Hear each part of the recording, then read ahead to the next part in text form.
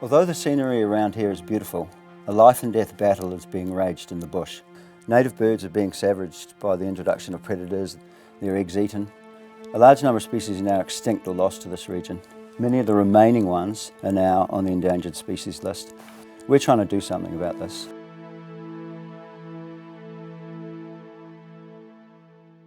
So today we're heading up the Otago Valley, just outside of Wanaka, to replace some traps and check a trap line for predators. These are the DOC 200 traps that we use up the valley. So just load one or two of those in there, plus the gear that we'll need today, GPS and what have you, for navigating our way to the traps. And then we'll go up there and check a line and see how we go. So before humans arrived in New Zealand, it was quite an array of different sorts of birds. They'd all evolved without mammals, and so they largely were tame, flightless. A lot of them were only found here in New Zealand, so they'd evolved here over around about 80 million years or so, in the time frame New Zealand separated from Gondwana in Australia. Maori arrived in New Zealand around about 1250 AD, so 800 years ago or so. They brought predators with them, and mammalian predators, rats and kuri, which is the Polynesian dog. And so many of the species didn't know how to cope with these new predators they'd never encountered, and populations probably started to decline at that point. Before humans arrived, the bird life in New Zealand would have been very rich and very noisy and very abundant, because this was really the land of birds. So birds that went extinct in the Polynesian era, of course the moa, that was a whole order of birds, and so that's a huge loss to global biodiversity. It's a whole branch of the tree of life that went extinct. And then the Europeans arrived in the early 1800s, and again they brought a range of different mammalian predators which many of the New Zealand species had no answers to as far as predation goes. And so many of the populations started to plummet even further at that point. There's a number of things that make the New Zealand bird fauna very, very vulnerable to introduced mammals. So mammals weren't here originally, and for millions of years the bird fauna evolved in the absence of mammal predators. In the modern flora you can see these three things that are characteristic of New Zealand birds that really make them vulnerable, and they occur in birds in different combinations. The one is a number of birds are big, and big birds have low population densities, and so it doesn't take a lot of offtake by mammal predators to thin that population down to a point where there's not enough numbers, and so they're much more vulnerable. When species are at low numbers, they can go locally extinct much more quickly. The other one is that a lot of our birds are flightless or not particularly mobile, and so things like kakapo, for example, don't move very far, and so if they go locally extinct, they're eaten out by predators, they can't actually reinvade the forests from elsewhere, they don't fly around. And so that's another trait that you can see in the patterns that come out, that it's big birds, birds that are not mobile. The other really important trait for New Zealand birds is cavity nesting. A lot of our birds nest inside cavities, and that means they're very, very vulnerable to mammal predators, because often they and their eggs, female adults, are eaten on the nest, and they've got few ways to escape, and so they're just sitting ducks in the breeding season. And so those three things are really the mechanistic reasons why birds are so vulnerable to predators in New Zealand.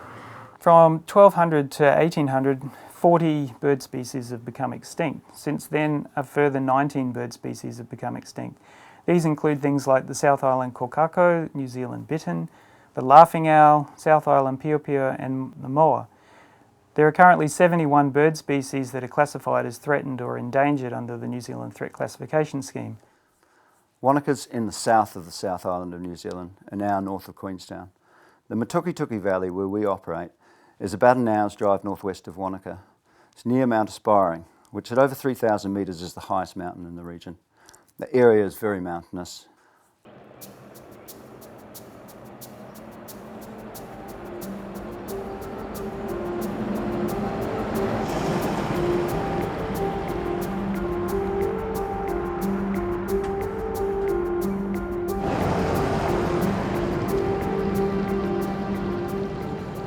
Well, we're here at the east branch of the Otago River, and we're about to set off and check a line of traps that runs across the river flats, up around the base of the bush and up into the mountains. So the species that we're looking at providing a protected zone for are existing native birds, from the tomtits through like keas, blue duck, native robin, and any other bird that might like to come back into that protected area. And then in the long term, there may be other species that can come back into this environment. Long term, perhaps even the kiwi. But that's aspirational. We do what we can, and we're just going to make it a safer place for all native birds. To remind ourselves, I guess, of how important predator control is, we only have to look to some of the offshore islands. They're almost in the state of what it was like prior to all these mammalian predators arriving. And you have an abundance of birds, and it's back to that sort of really loud dawn chorus of bird calls. And we also have on the mainland, where they have done predator control, you can see that the bird populations all start to bounce back. And so predator control is really important in New Zealand, and while not particularly easy to do, the outcomes are definitely worth striving to achieve. The Otago Kiwi Recovery Trust was incorporated in 2014, so that's when it officially started, but the germination of the idea came a lot earlier.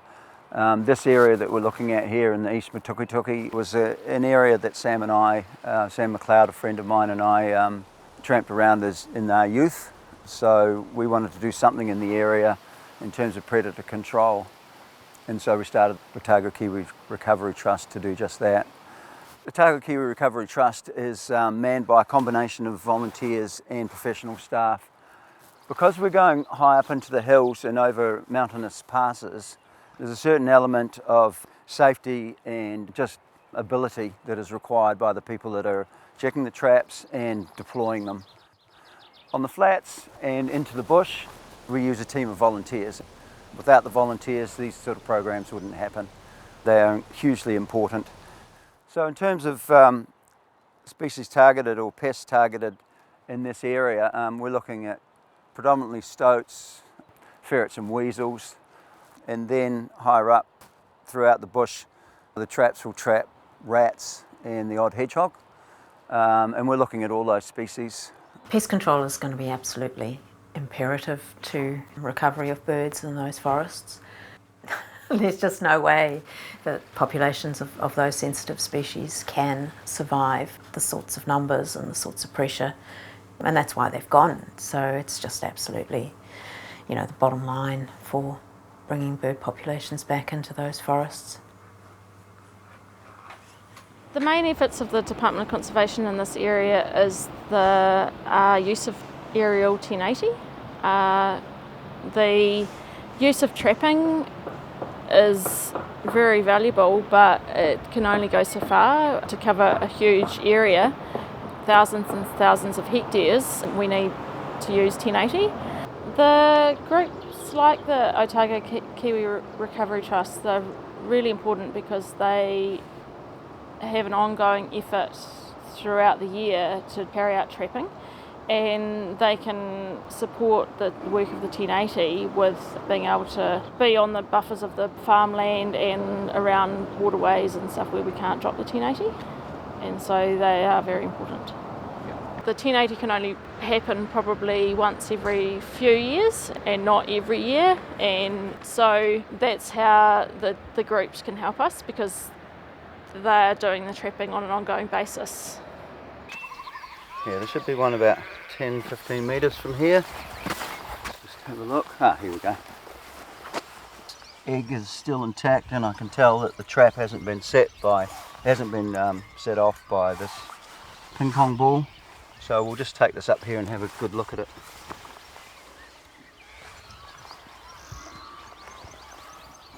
This is the DOC 200 trap that we've got here. We'll just open it up so we can have a look. As you saw before, the egg's still intact, and we know that it hasn't gone off because of the pom-pom. That trap is still set. So what happens is that the animal comes in through here, through that little hole, steps onto the trap, bang. It'll take stoats, ferrets, weasels. It'll also do rats and hedgehogs. Just give you a little demonstration of what the snap's like. So I'm going to hold on to this trap and then just... So as you can see, the trap's very effective. It's an instant kill, so in that way it's a humane end to a predator. No one wants to kill animals, but we've got a clear choice here. Some birds are now extinct, some have been lost to the region, and some are still here in severely depleted numbers.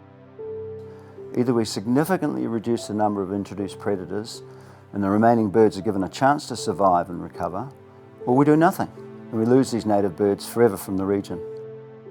Ultimately they become extinct. In terms of numbers, early on, for especially some of the valley tracks, we were getting a 100 trap line, for instance, getting 4 or 5 stoats, some rats and hedgehogs. The numbers have come back. They're also seasonal, so in the spring they'll go up.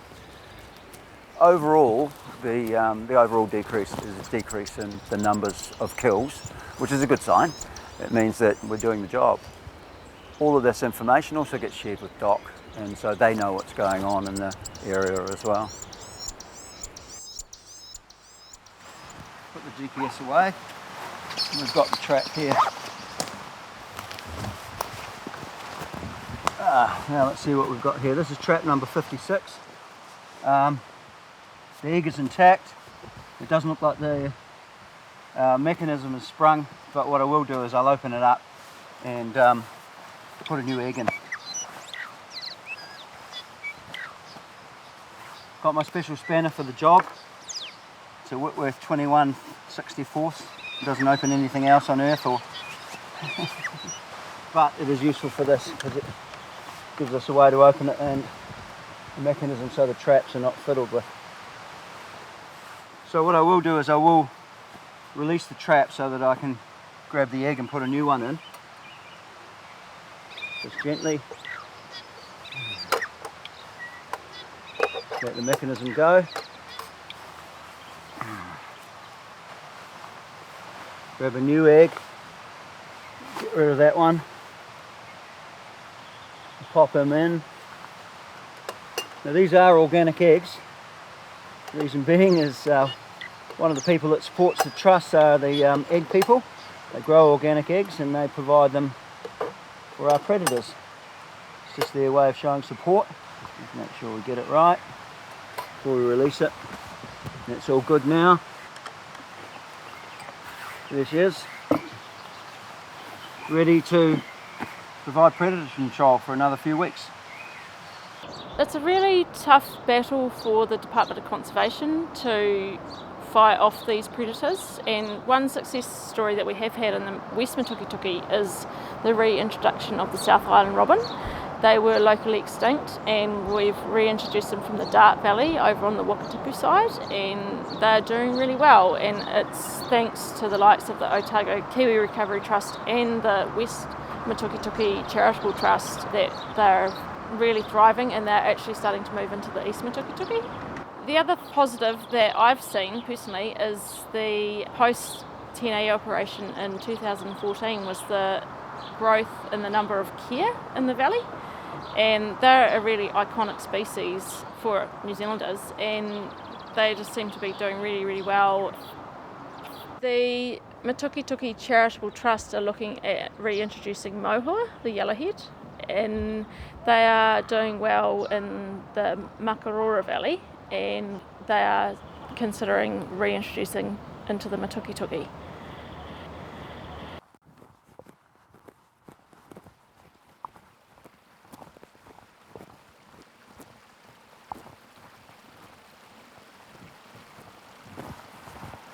So I've just come down from the East Branch of Matuki and checked one of our bush lines, about 60 traps. Today we caught a couple of rats and a hedgehog, no stoats. Perhaps that's normal or a bit low for this time of year for that particular line at that altitude, but it is what it is, and that's what we've got today. So we'll take a record of those kills and put them into the record keeping program.